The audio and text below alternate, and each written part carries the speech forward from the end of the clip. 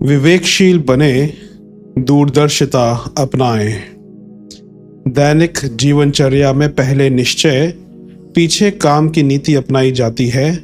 थी किस खेत में क्या बोना है, पहले यह निर्धारण किया जाता है, बाद में उसकी क्रिया आरंभ होती है।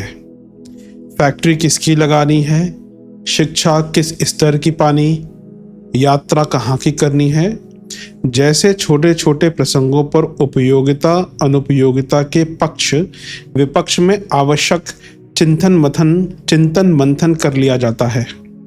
उसके उपरांत ही सरंजाम जुटाए और कदम उठाए जाते हैं। हाट बाजार में खरीद के लिए जाने वाले पहले लिस्ट बनाते हैं।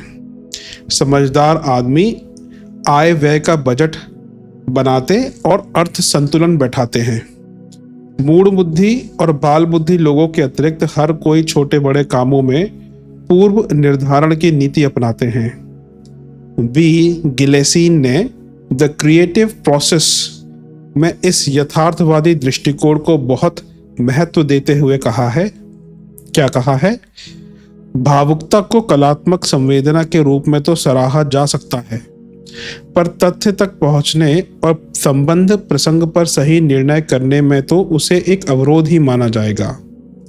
वस्तु स्थिति सदा वैसी ही नहीं होती जैसी कि घटना का तात्कालिक स्वरूप देखने से प्रतीत होती है।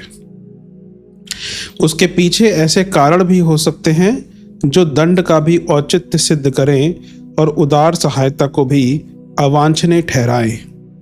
औचित्य एक बात है और भावुकता दूसरी। भावुकों को तनिक से कष्ट में विचलित और तनिक से व्यवधान में चिंतातुर होते देखा गया है। इस प्रकार की बाल बुद्धि ना तो सही निष्कर्ष पर पहुंचाती है और ना समयानुरूप उपाय बनाने में कोई सहायता देती है। सच तो यह है कि हड़बड़ी में ऐसे कदम उठ जाते हैं जो विपत्ति को और भी अधिक बढ़ा दें। शोकाकुल, आवेशग्रस्त एवं आतुर, लाभ लिप्सा से ग्रस्त व्यक्ति भावुकता के कारण अस्त व्यस्त हुई मनस्थिति में जो कुछ सोचते या करते हैं, वह समस्या के समाधान में सहायक न होकर उसे और उलझा देते हैं। वस्तुस्थिति को समझने, अवरोधों को से निपटने तथा प्रगति के लिए पथ प्रशस्त करने में यथार्थवादी दृष्टिकोण अपनाने की आवश्यकता होती है। ऊंची उड़ानें उड़ने की अपेक्षा यह देखना आवश्यक है कि आज की अपनी परिस्थिति, योग्यता कितना कुछ कर सकने में समर्थ हो सकती है। आज जो संभव है वही तथ्य है। भविष्य में जब जैसी स्थिति आए तब वैसे सोचने या उपाय बरतने में कोई प्रतिबंध नहीं है, पर वर्तमान को तो तथ्यों के अनुरूप ही समझना चाहिए। इस समय जो कर सकना संभव है उतना ही कदम उठाना चाहिए और उतने में ही संतोष करना चाहिए। जो मनस्थिति और परिस्थिति का तालमेल नहीं बैठा पाते और विसंगतियों से भरे निर्णय करते हैं, उन्हें भावोन्माद से ग्रसित समझा जाता है। ऐसे लोग अवास्तविकता के चुंगल में फंसकर गलत सोचते, गलत कदम उठाते और गलत परिणाम पर पहुंचते हैं। प्रगतिशीलता का यथार्थवादिता से सघन संबंध है।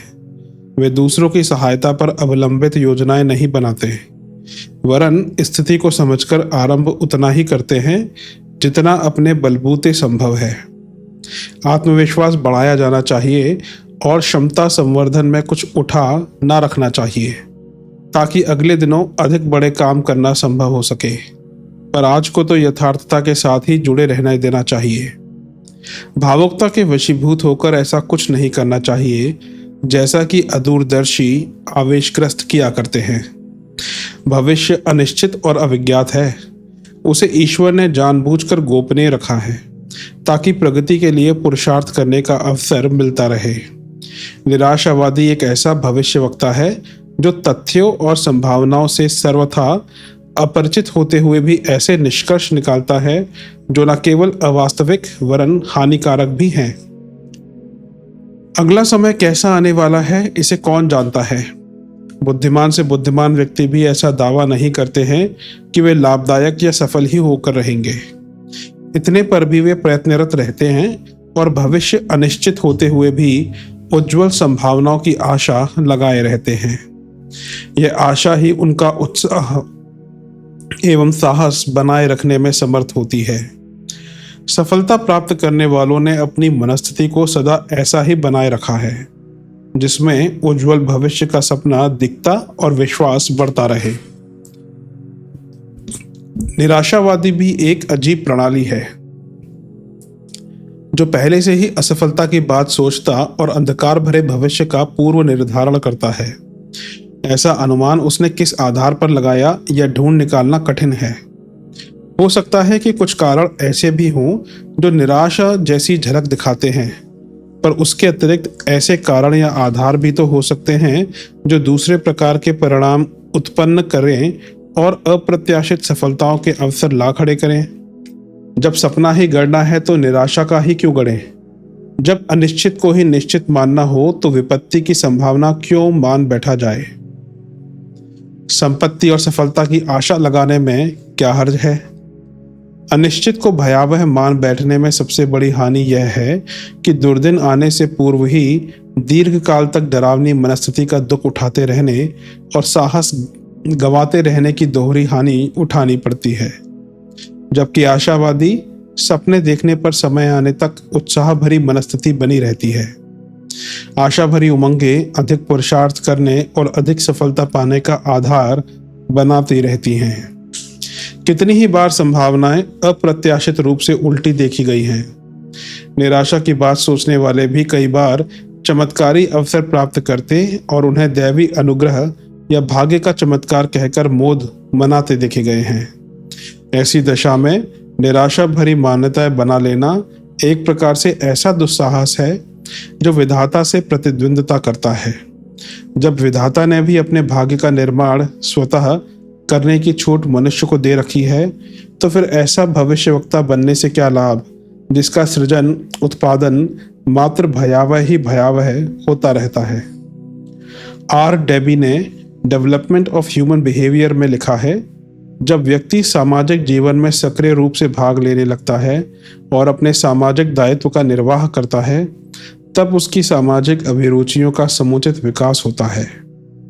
उसमें सामाजिक भावना पैदा होती है, वह अपने साथियों के प्रति सहानुभूति रखता है और उसकी सामाजिक चेतना जागृत होती है। व्यक्ति में सामाजिक अभिरुचि जन्मजात होती है। जिस प्रकार व्यक्ति श्रेष्ठता एवं पूर्णता प्राप्त करने के लिए प्रयास करता है उसी प्रकार वह अपनी जीवन शैली को विकसित करने के लिए अपनी सुसुप्त सामाजिक अभिरुचियों को जागृत करता है। सामाजिक अभिरुचियों को जागृत एवं सक्रिय बनाने के लिए यह आवश्यक है कि व्यक्ति सामाजिक जीवन में भाग ले और यथाशक्ति सामाजिक कार्य में लगा रहे। समाज संबंधी सभी गुणों के बीज व्यक्ति के व्यक्तित्व में निहित होते हैं। वे अनुकूल पर्यावरण पाकर प्रस्फुटित हो उठते हैं। डेबी ने अपने इस ग्रंथ में विकास को आत्मविस्तार के रूप में प्रतिपादित किया है। वे कहते हैं, सुपर व्यक्तित्व के प्रेरणा केंद्र सामूहिक चेतना के पूर्ण विकसित स्वरूप को ग्राहम सामाजिक वृत्ति सोशल सेंसेस कहते हैं। उनका कहना है कि जिस भी समाज में यह सोशल सेंस जितना अधिक विकसित होगा वहाँ के व्यक्ति उतने ही श्रेष्ठ एवं महानता से युक्त होंगे। अनेकानेक मानवीय समस्याओं को सुलझाने एवं मनुष्य को देवोपम बनाने के लिए इस सामाजिक वृत्ति का होना परम आवश्यक है। उत्कृष्ट व्यक्तित्व उसे कहते हैं जिसमें व्यक्ति की संपूर्ण निहित शक्तियों का सर्वांगीण विकास हो चुका है। स्पष्ट है कि इन शक्तियों के विकास में मानव की शक्ति, लालसा एवं सामूहिक चेतना की पूर्ण अभिव्यक्ति आवश्यक है। दोनों के सामंजस्य से बना हुआ व्यक्तित्व ही श्रेष्ठ कहा जाता है। विकास का अर्थ है विस्तार भी है। नैतिक क्षेत्र में तो यही व्याख्या अधिक उपयुक्त जान पड़ती है। सीमित स्व ही वस्तुतः तुच्छ है।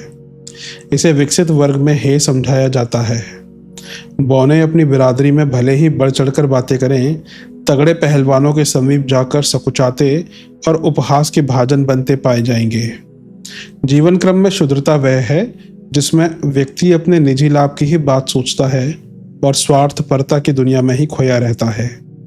विकसित व्यक्तित्व का स्व अन्य जनों को भी अपनी परिधि में लपेटे रहता है। अपने सुख दुख की तरह ही दूसरों की प्रगति अवनति में भी प्रसन्नता खिन्नता की अनुभूति करने लगता है। ऐसा व्यक्ति समूह को अपना ही अंग विस्तार मानकर उसका पिछड़ापन दूर करने के लिए भी वैसा ही प्रयास करता है जैसा अपनी दरिद्रता, रुग्णता अथवा कठिनाई के निवारण में किया जाता है। यह सामूहिक चेतना बढ़ते बढ़ते विश्व परिवार के रूप में विकसित होती है। मनुष्य सबको अपना, अपने को सबका मानने लगता है। जहाँ भी यह प्रवृत्ति पनप रही होगी, वहाँ सहज ऐसे सद्गुणों, ऐसे सत्प्रयोजनों का बाहुल्य पाया जाएगा जो मनुष्य को सच्चे अर्थों में विकासवान बनाते हैं। सुप्रसिद्ध यूनानी महात्मा सुकरात ने कहा है, ज्ञान ही सद्गुण है। उनके अनुसार व्यक्ति बुराइयों एवं व्यसनों में इसलिए पड़ जाता है कि उसे जानकारी नहीं होती और इसे विकल्प नहीं सूझ पड़ते जिनसे वह शुभ आचरण की ओर प्रवृत्त हो। यदि व्यक्तियों को बचपन से ही नैतिक कर्तव्यों के प्रति सुशिक्षित किया जाए, उन्हें आध्यात्मिकता के विचारों का पोषण मिले, तो वे कुमार्ग पर कदापि कदम न बढ़ाएं। महात्मा सुकरात का जीवन क्रम इस प्रकार का था कि वे सदैव उत्कृष्ट विचारों में ही निमग्न रहते थे। वे यूनान के अनेक नवयुवकों से घिरे रहते, उनका पथ प्रदर्शन किया करते थे। रास्ते में चलते फिरते भी वे उनसे गंभीर चर्चा करते एवं जीवन को उत्कृष्ट बनाने के लिए व्यवहारिक सुझाव व प्रेरणा देते रहते थे। सुकरात का जीवन क्रम उनके सिद्धांतों के अनुरूप ही था। अनेक विचारशील युवकों ने उनकी शिक्षाओं से प्रभावित होकर अपना अर्थ प्रधान दृष्टिकोण बदला। उनमें प्लेटो, अफलातून महाशय का नाम प्रमुख है। अन्य विवेकवादियों ने भी मनुष्य के भले बुरे कार्यों के लिए ज्ञान को एक प्रमुख कारक माना है। अपनी जानकारी के अनुसार ही मनुष्य क्रियाओं में प्रवृत्त होता है। जिसके बारे में ज्ञान नहीं होता, उसके संबंध में तो साधारण मनुष्य कल्पना कर सकने तक में अपने को अक्षम पाता है। इंद्रियजन्य सुखों के अतिरिक्त उसकी न जानकारी होती है, न अधिक जानने की उत्सुकता होती है। व्यक्ति को जब इंद्रियजन्य भोगों के मिथ्यात्व का ज्ञान हो जाता है, तो वह उनकी ओर नहीं दौड़ता। स्व का बोध होते ही मनुष्य नैतिक आध्यात्मिक मूल्यों को प्राप्त करने की चेष्टा प्रारंभ कर देता है। उसे इसके लिए सर्वप्रथम ज्ञान संवर्धन करना होता है।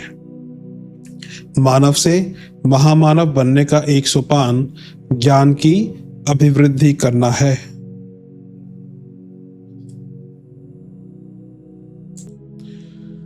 गुड इवनिंग, नमस्कार।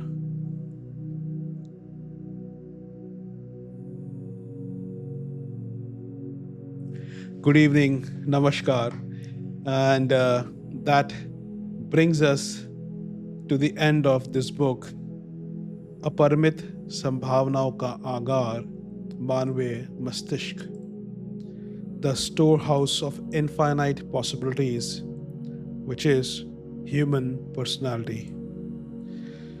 I hope you like you like this audiobook format style. I hope you are learning. I hope these things are adding value to your life and is uplifting your